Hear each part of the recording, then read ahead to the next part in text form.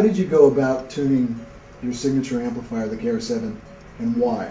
Well, my main thing with tuning my amp was it has to have a humongous bottom end, but not a woofy bottom end. It's got to be really tight.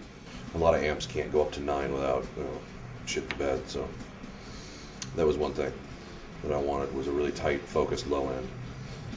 And I mean, I can mush it up too with the focus knob. If I turn the focus way up, I can get a looser bottom end out of it. I usually use it around 7 for the focus, but if you turn it up around 10, you get the bottom end to bloom. That's always a tough balance with having high gain, but also having like good articulation and still having dynamics.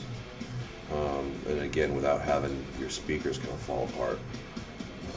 A lot of amps, once you really start pushing the gain up, you really start to lose sound quality, and we managed to get a lot of gain out of it.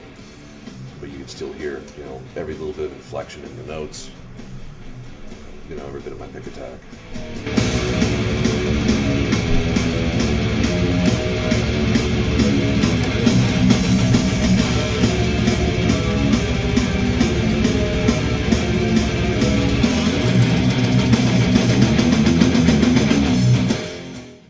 The great thing about working with Paul was getting to sit there and describe what I wanted and more of, less of, and then seeing him fuck with it and get physically create the sound that I'm trying to hear. It was a really interesting experience. How's your experience been using Rivera amplifiers over the years on the road? Have they been reliable?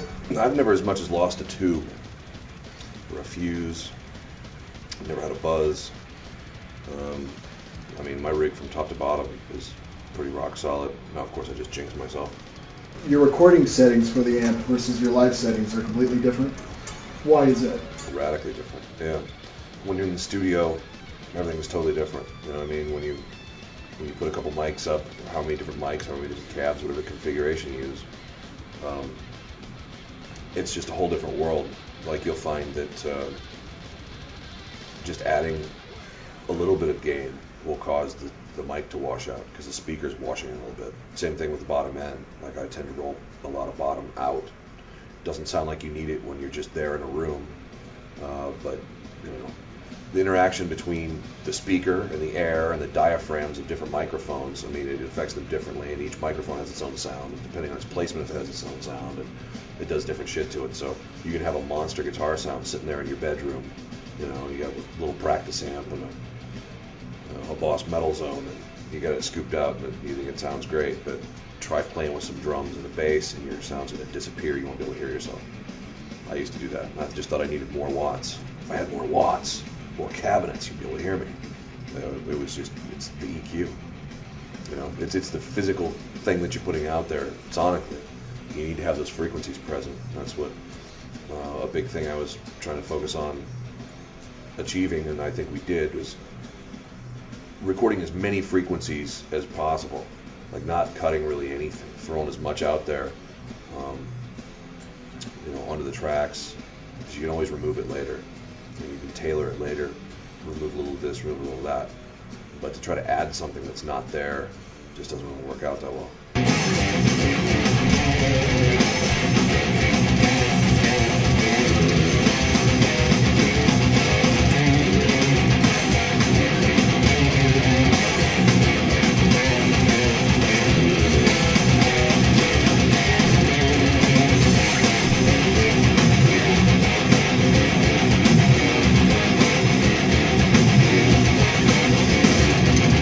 What would you recommend the KR7 for? That's what's kind of funny about it, is with 3 channels and the way it's voiced with the clean, the different choices you have in terms of bright switches, boosting low end on the clean, notching it on the middle and the clean, reverb settings, all sorts of shit. The gain on the clean channel, you can actually turn channel 1 up. If you turn the channel volume up, crank the gain, and you actually have like a great rock lead tone, like without even an overdrive in front of it. A little verb on it. You can play Journey solos. I mean, you could be a session guy in Nashville and use that amp. It'd do anything you ever wanted to. You get any lead tone, the cleanest clean tones.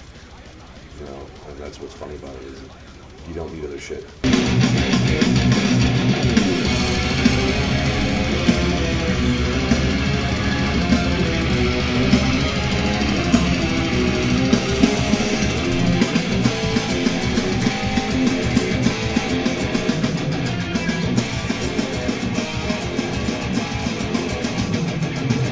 Why do you like your 7 speakers? They have a tightness and headroom that I just haven't ever seen. And I put a lot of different speakers.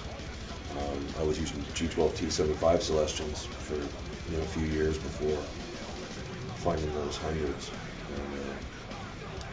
And after going back and forth, A being, and it's just amazing the headroom that you get. I mean, you can turn it up when I can get past 5. Whereas before, when I get 4, it's really starting to wash out. I always thought it was probably the power section starting to fall flat. But it was the speakers.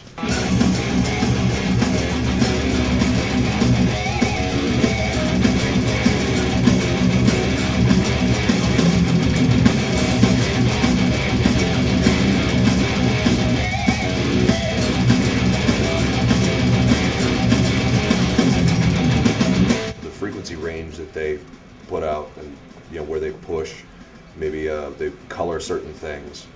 But in the ways it's colored, it's not negative. It's just complementary to the amp. And the amp wasn't initially tuned with those speakers. We were tuned with the G12T75s. But with a couple little tweaks that were done after the fact, and after I'd come across the speakers, everything is just bigger and tighter. And like I said, with the headroom, like you don't have to have the amp cranked, but you're getting no dirt out of it. You're getting to hear every note. The cones aren't falling on their face. And I've played it through a lot of different cabinets. Nothing else does those frequencies like that.